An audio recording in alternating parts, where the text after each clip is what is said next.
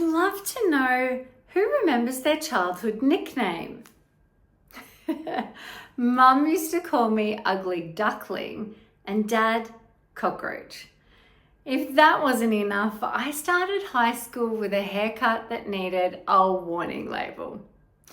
Understandably, I was due for someone to tell me I was pretty. To top that off, my bestie Jan was cute, blonde, and got compliments wherever she went, while I was told, "Oh, you have such a lovely energy." Clearly my compliment wasn't coming. The universe had other plans. But fast forward, and here I am working with that energy every day. See, in hindsight, it makes sense. So I believe the things that set us apart often become our superpower. What's the plot twist? I'm a medium. This ability is less about ghosts and crystal balls and more about the incredible connection between two worlds. Clearly the signs were there for me early, but my road to following them was not so easy. As my 40th approached, I'd been training as a medium for almost a decade, and yet I still felt you'll never be good enough. You can't go professional. In any other field, surely a decade of intense training makes you exceptional at your craft. But fear had me struck. I was struck by the fear of judgment from my teacher, from my peers, and worried the normies would think I was too woo-woo. At home, I was highly stressed, juggling my boys and a business which began with heart and was ending with hate pages and cyber police. I was in a marriage where I couldn't be me.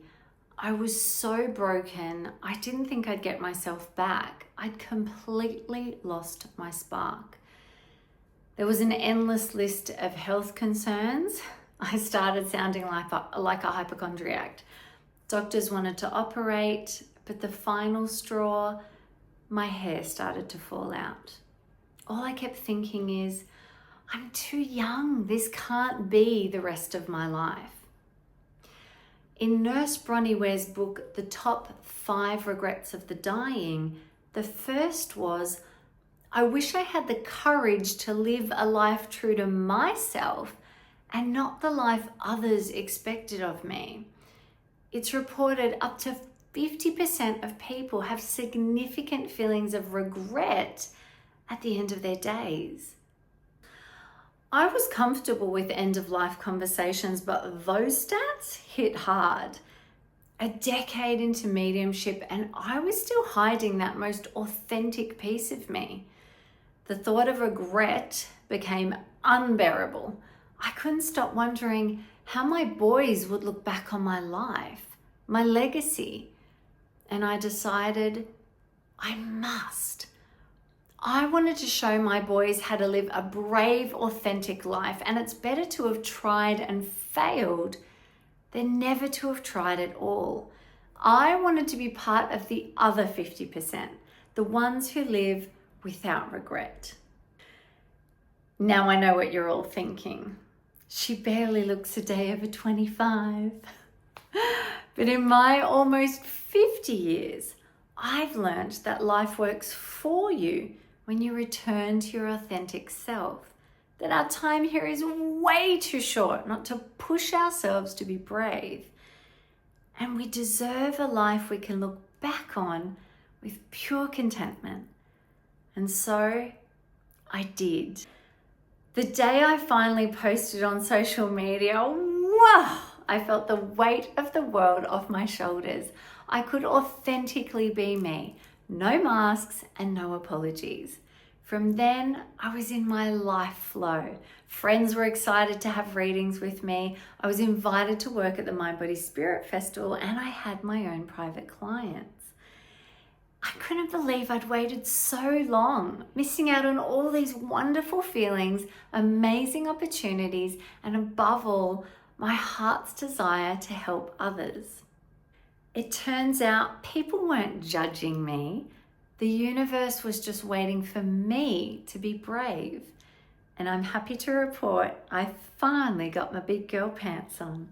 And every brave step since just gets a little bit easier. So now it's your turn. I want you to imagine somebody is writing your life book. Everything inside is about all the amazing things that you tried. What stories would you like to read in there that would make you proud? Listening to your heart now. What is still calling you? What piece of you and your dreams are still waiting to be seen? Who do you need to give yourself permission to be? Imagine getting to the end of your life and fears are still holding you back. You're still wearing that mask, still haven't tried that thing that lights you up. Would there be a sense of loss and regret? But now imagine if you succeed. Imagine if you grew and shone in ways you never imagined. Imagine if just trying opened the doors to your dreams, the doors to your bravery and breakthroughs, the fun, fulfilling life you always dreamed of. So let me leave you with this. The life you came here to live begins the moment you decide to live brave, be unapologetically you, and leave no stone unturned. Thank you.